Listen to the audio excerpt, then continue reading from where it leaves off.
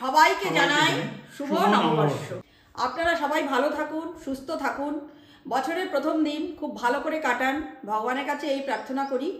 ধন্যবাদ। আজকের নববর্ষ স্পেশাল ফিশ বাটার ফ্রাই। এর জন্য আমি এক মুঠি পেঁয়াজ কুচি, কয়েকটা আদা রসুনের টুকরো, একটু পুদিনা পাতা, একটু ধনে পাতা, একটা কাঁচা লঙ্কা দিয়ে মিক্সিতে ফাইন করে পিষে নেব।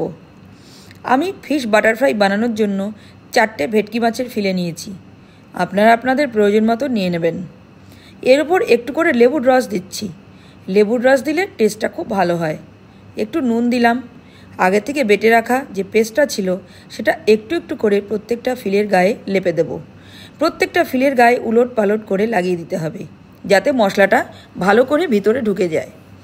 মাখানো হয়ে গেলে কমপক্ষে আধ ঘন্টা রেস্টে রাখবো।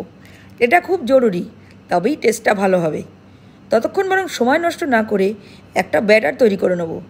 যেমন 1 কাপ ময়দা, হাফ কাপ কর্নফ্লাওয়ার, একটু মেল্টেড বাটার দেব। যেহেতু এটা বাটার ফ্রাই তাই বাটার কিন্তু দিতেই হবে।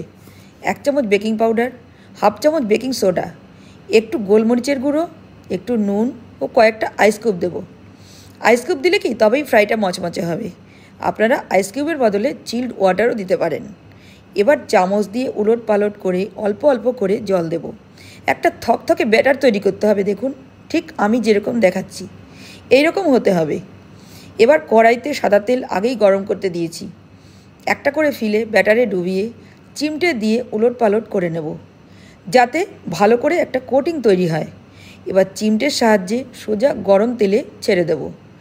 আস্তে আস্তে এক পিঠ হয়ে গেলে খুন্তির সাহায্যে অন্য পিঠটাও উল্টে দেব। 2 পিঠই উল্টে পাল্টে ভেজে তেল ঝরিয়ে তুলে নেব।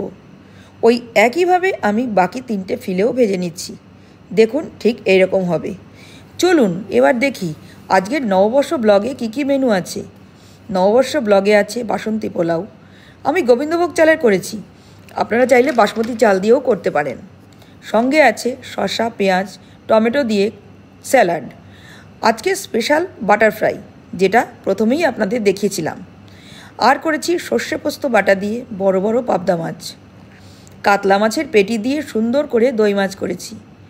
আর আছে কাঁচা আমের স্পেশাল চাটনি, বাঙালির প্রিয় মিষ্টি দই, যেটা না হলে ভোজনটাই সম্পূর্ণ হয় না। এর সঙ্গে আছে শঙ্খ সন্দেশ, যা দেখলেই জিভে জল এসে যায়। আর আছে কিশোরভোগ রসগোল্লা। বন্ধুরা, এই হলো আমার নববর্ষ ব্লগ। এবার দাদার খাওয়া হলে আমরাও খাবো। ব্লগটা কেমন হলো জানাবেন। মেনুগুলো কেমন হলো, স্পেশালি ফিশ বাটার ফ্রাইটা কেমন হলো, কেমন খেলেন অবশ্যই জানাবেন।